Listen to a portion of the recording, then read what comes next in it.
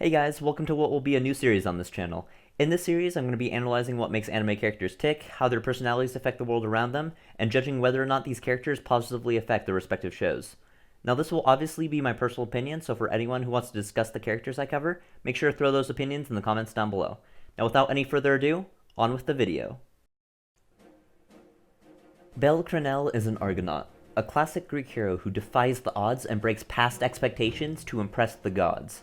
A larger-than-life character who, through either clever tactics or enough determination to rival deities, conquer over all monsters of the abyss, gathering allies, items, and abilities on the way to help in their adventure, creating tales and legends that will be told centuries later, and inspiring countless others to carve their own legends into history. Bell definitely has the determination of these classic heroes, and with it the limitless untapped potential that comes with it. Danmachi not only acknowledges the fact that Bell is basically one of these Greek heroes, but actively uses the concept. Watching Danmachi is like reading Bell's very own odyssey, his own hero's journey if you will. Seeing him gain friends, power, and glory along the way is entertaining as hell, and seeing his very own epic story being written out through his heroic actions convinces me that he is this hero. Starting from nothing and overcoming all sorts of evil along his journey, gaining allies to join his party as he dives down into the dungeon. This is where I feel Bell's personality comes into play. Bell is adorably gullible and trusting, making him come across with such a genuine kindness in a world filled with deceitful gods, adventurers, and monsters, causing him to consistently catch other characters off guard with how trusting he is. This comes with its own set of problems though, because he is in a world populated with adventurers who would stab him in the back given the first opportunity. One of his main shortcomings is that his gullible nature puts him in life-threatening situations he could have easily avoided. Through this, though, the friends he's made have an ironclad bond of trust, allowing their teamwork to shine in battle, and their joy shine outside of it. Bell is also an incredibly optimistic person, always looking for the good in people and always helping those in need. This makes him incredibly easy to be around, making a ton of the scenes of Bell just socializing with his friends feel real and genuine. I mean, just look at the pure joy radiating from him and Hestia just brushing their teeth. Anyone who says this scene isn't happiness personified is just wrong. His optimistic nature coincidentally gives him yet another connection to the preconceived notions many of us have for a classic hero. He personally dreams to be the knight in shining armor saving the damsel in distress, and while it is a childish dream, one I'm pretty sure he realized is childish himself, he puts his all into improving himself to reach that dream, attracting many others who either seek his untapped potential or want to be around others who are strong to help themselves grow, making a situation where Bell is also constantly challenged. Bell's determination to grow and overcome his previous roadblocks makes for some incredible fights, his fight with the Minotaur being the most prevalent example. Watching Bell overcome his fear to fight back against the Minotaur to save his friends showcases yet another aspect of his personality that calls back to the classic hero. When the people he cares about are threatened, he is able to overcome any obstacle to protect them, using reckless strategies similar to how heroes like Hercules and Odysseus defeated their own monsters. This shows that he is at his strongest when he and his friends are backed into a corner, showcasing just how strong his bonds with his friends must be if he trusts them with his life. Bell is obviously a standout version on how to create a classic hero, but just this alone wouldn't have been enough to cement this character in my mind.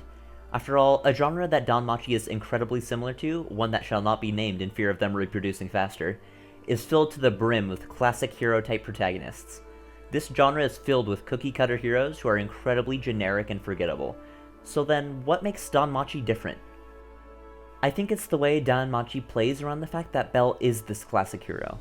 What I mean by this is instead of Bell just also being kind of heroic, the show instead capitalizes on his heroic personality by molding the world, the plot, and characters around him.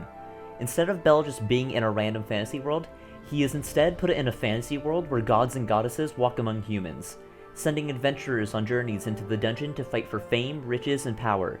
Instead of giving Bell just any random skill, he's given one that connects perfectly with his personality, Argonaut, a skill that gives him the ability to turn the tide of a battle he would have normally lost, once again reminding me of those classic hero's journey stories. Everything in Danmachi is built to support this feeling of seeing an animated version of old Greek epics like the Odyssey. Danmachi's power system where they level up as they defeat monsters also contributes to this. Watching the different environments each of the gods and their respective adventurers live in showcases just how different these gods think from each other, with some gods treating their adventurers like family and others exploiting them for money. When Bell interacts with all these different types of people, it showcases the disconnect between his ideals and theirs. While all the other gods and adventurers are constantly trying to take advantage of others to further their own goals, Bell would rather get there with his own strength, not abandoning anyone on his journey to the top.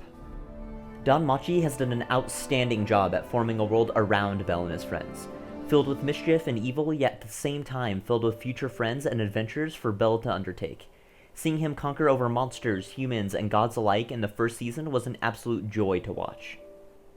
Now that I've explained why Bell functions the way he does, is him being a part of Danmachi actually contributing to the series, or could he be replaced by any other cookie-cutter protagonist?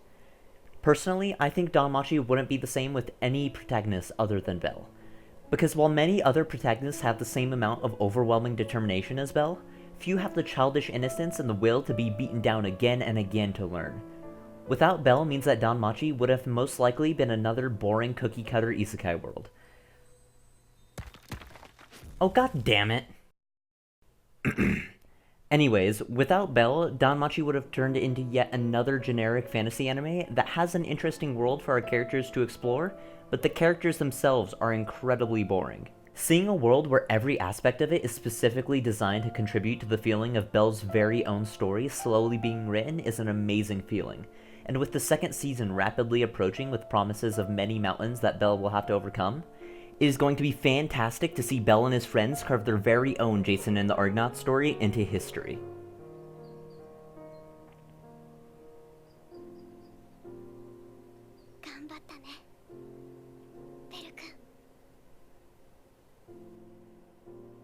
Hey guys, thank you so much for watching this. I remember enjoying my first time with Season 1 of Danmachi, and with Season 2 just around the corner, I wanted to explore just what made its main characters so cool and interesting. Because while I of course remember Best Girl Hestia, I also realized that I could clearly remember Bell's own journey.